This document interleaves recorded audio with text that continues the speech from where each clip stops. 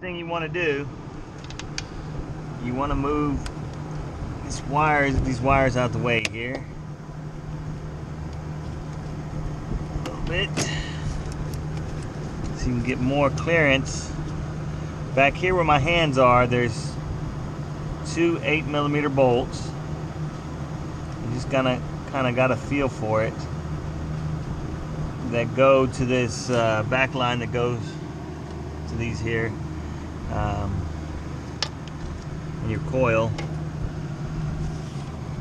So you just gotta kind of feel for it, and these here are already disconnected. So hey, there you go. I'll get a break, I guess. But normally there's two bolts that are bolted in here. Wow, they just left them off. Okay, well that's fine with me. And then you got 6 bolts in the intake.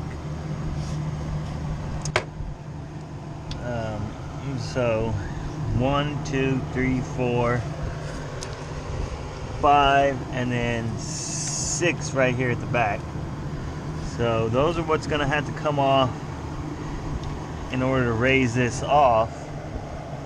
But of course you have to make sure, like I said, everything's off. I need to take that off and take these off over here as well, and then those bolts will be ready to come off and it can come out. All right.